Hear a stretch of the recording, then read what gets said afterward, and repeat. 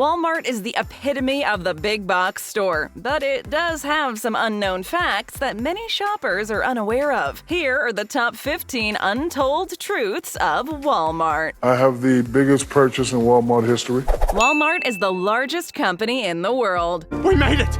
I don't believe it! Starting from humble beginnings in 1945, Walmart was originally created by Sam Walton after he bought a small Ben Franklin variety store branch in Arkansas. With a focus on selling a higher volume of products at a lower cost, Sam Walton started to change the future in ways that even he couldn't imagine. After a few setbacks, Sam Walton started to see some profits from his store and was beginning to become a real success. After having a small disagreement with his landlord, Sam was forced to move to a new location. He named the new store Walton's Five and Dime. By the early 70s, Sam Walton's concept had become a huge success and was rebranded as Walmart Stores, Inc. The company started trading publicly, employed over 1,500 people, and were seeing over $44 million worth of sales. Franklin, Grant, and Jackson. By the end of 2020, Walmart employed over 2 million people worldwide and reported a revenue of $134 billion. With record-breaking profits and a constant state of expansion, it doesn't look like Walmart will be losing their title of largest company in the world anytime soon. Walmart was not successful in Germany. Better luck next time. After becoming an international retail chain in the 1990s, Walmart has had massive success and expanding to many countries outside the United States. Their foray into China, the UK, and South American markets have proven to be extremely profitable, which made a move into German markets a natural progression in the minds of Walmart's corporate team. While Germany was the largest economy in Europe, when Walmart expanded into the country, a unique problem occurred that would eventually prevent the massive retail chain from becoming an integral part of German society. German shoppers were not quick to adopt the American cultural norms that Walmart is known for. For example, in the US, seeing a greeter at the door of your local shopping center is not uncommon, and most people even enjoy having a smiling employee greet them at the door. However, in Germany, shoppers often found the encounter odd and even downright creepy. Yeah, what's wrong with that? After failing to make inroads with the German shopping public, Walmart was eventually forced to close all their locations in the country. The very first store is now a Walmart museum. Anywhere but there! Oh, a museum! After purchasing a small branch of an existing retail chain, Sam Walton would go on to eventually create his own unique brand, one that would become the largest company in the world. Originally named Walton's Five and Dime, the original store is now a museum that's dedicated to the history of Walmart. Although it's not in the original location where Sam Walton first started his journey, the Walmart Museum is still a popular attraction for many die-hard fans and avid retail history buffs. I love history. It was one of my favorite subjects in school. Located in Bentonville, Arkansas, the museum is a former store of Sam Walton's and was the first retail location to bear the family name. Nowadays, while there are thousands of Walmart locations around the world in a variety of sizes, there is only one true Walmart museum. Was once the largest private satellite network. This is a satellite phone. 1987 was a monumental year for the already popular retail mega chain. Having already expanded their business to a large portion of the United States, Walmart needed a way to share sales and stocking info between locations. Their solution was to build and deploy the largest private satellite network the world had seen. The network even allowed for data and two-way voice transmission. Costing a whopping $24 million at the time, this satellite network solved all the issues that it was created to combat. Money well spent. Of course, after the use of cell phones became widespread across the world, the satellite network wasn't as important as it had been in the early days. While it is an impressive accomplishment, most people are completely unaware that Walmart had created such a large satellite network, which in the early 90s was an important piece of their logistics. New Walmart locations locations destroy local shops. Walmart wanted to knock this down, build a store here. Walmart was created with the aim to sell as much volume as possible, which is how they're able to keep prices so incredibly low on their wares. Local mom-and-pop stores, on the other hand, don't have the insane amount of inventory that Walmart does, and therefore usually can't afford to offer the same low prices as their giant new competitor. A study conducted by the prestigious college in 1997 found that small towns lose up to half of their local retail stores when a new Walmart opens in the neighborhood. Unfortunately, it seems that this is the natural progression of large-scale retail businesses who can leverage suppliers to offer the cheapest prices possible. I think he did it on purpose. No, he didn't. While we are guilty of choosing Walmart over other stores due in part to their convenience and value, we can't forget about the local shops that have served their communities for years before Walmart came into the picture. Help during a natural disaster. He's prepared. He's ready for anything. Storm coming, hatcher coming. In 2005, Hurricane Katrina hit many communities hard, but no area was more heavily affected than New Orleans. Before the Federal Emergency Management Agency could even step in to help these devastated communities, Walmart was already taking action. Think fast!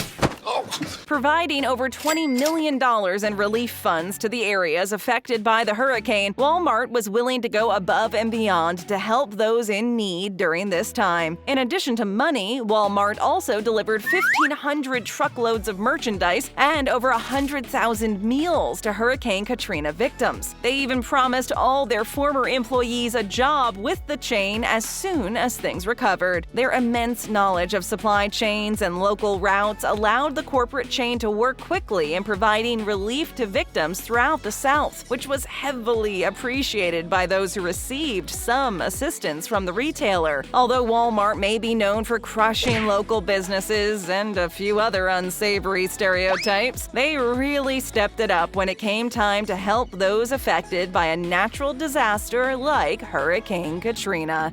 They have their own electricity company. It's cheaper. Walmart is famous for finding ways to cut costs in their operations, which allows them to lower prices for their loyal shoppers. One of the most interesting ways in which the chain has done this has been purchasing their very own energy company. Texas Retail Energy was acquired by Walmart in a move to then purchase wholesale electricity for their locations, effectively saving them around $15 million per year. Huh? I'm rich.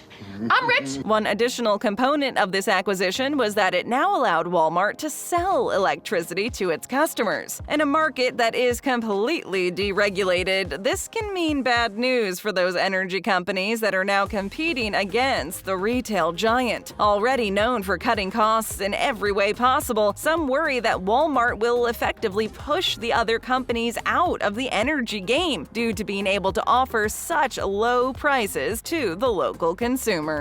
Employees are treated very well. Happy employees are good employees, and good employees are good for business. The worry with many large corporations is that they may treat their employees as expendable and even use their immense power to infringe on employee rights. Walmart, however, has been a very admirable corporate chain in this regard, giving out almost $1 billion worth of cash bonuses to employees in the year 2009. Walmart really does seem to care about their employees' well-being. They don't just give out cash bonuses either. Walmart also offers profit sharing, employer-matched 401k contributions, and reduced prices on merchandise for their employees.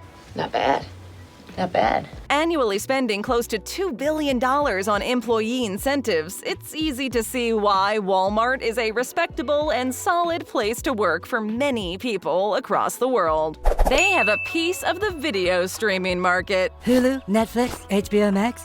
I got all the accounts and passwords you need. After an unfortunate failure to enter the video streaming market with their service called Walmart Video Downloads, the chain decided to purchase another player in the game. In 2010, Walmart purchased Vudu, a company that offers same-day access to movie releases and other exclusive entertainment events. Instead of the normal subscription model that other streaming services use, Vudu went with a pay-per-view model, which has been very attractive to their customers. In a further attempt to stand out from their competition, Vudu offers a plethora of free titles and content, which has not been the case for most of the large names in video streaming. Don't mind if I do! After a rocky start entering the video streaming space, it seems that Walmart now is a power player in this sector as well. They are an advocate of healthy eating. Hey, is that healthy food? Even though a lot of the foods you can find at Walmart are highly processed and not so healthy, they have their own brand, Great Value, which actually offers some good options for those looking to eat healthier. The company even started working with Michelle Obama to introduce and implement their healthy eating plans. Walmart pledged to remove excess sugar, fats, and other unnecessary ingredients from their packaged foods in an attempt to improve their customers' health. Walmart then even used their power to push many of their suppliers to adopt the same approach or face losing the mega chain as a client.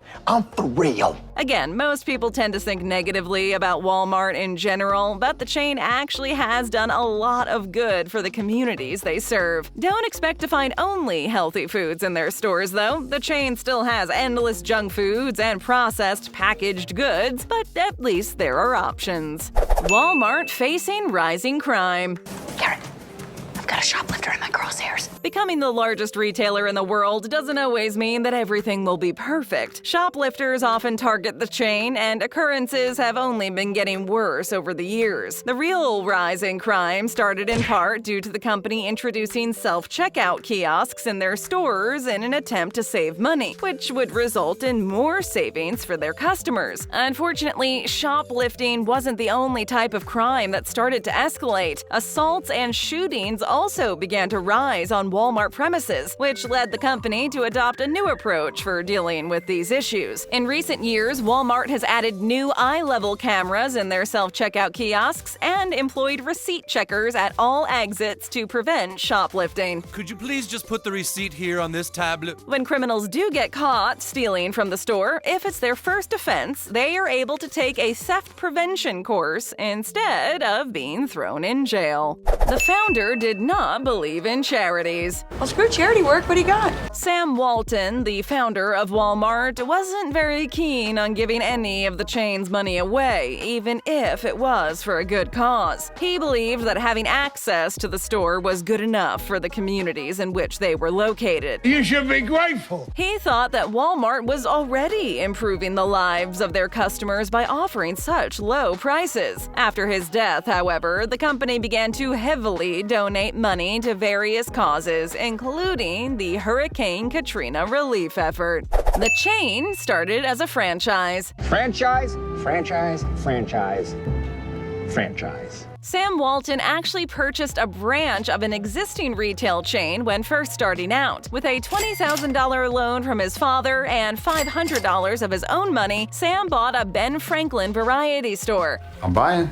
You're buying, holy crap. After coming to a disagreement with his landlord some years later, Sam then decided to open his own store using his own family name, and the rest is history. Walmart expanded rapidly in the early days. We raised a ton of money. We're growing fast as balls. After the first location bearing the Walmart name made over $1 million in its first year of operation, Walmart went on to open another 18 stores in the following 5 years, and things continued to ramp up from there. Money, money, money, money. By 1970, the company had 38 locations and planned to build many more after their stock went public. Today, there are over 5,000 stores worldwide. It wasn't until 1995 when Walmart reached every state. What continent is this? Manhattan. Even though they've expanded rather quickly and found a lot of success with each new store, it took Walmart longer than many people would have thought to have locations all across the United States. Living in America. America! Eye to eye, hand to hand. Funnily enough, Walmart had already expanded into Canada and Mexico before they established a presence in their final U.S. state, Vermont. Vermont, who cares? Who's going to Vermont? We are. Check out more great videos. Just tap or click, hit that subscribe button, and ring that bell to join our notification squad. And hey, leave us a comment.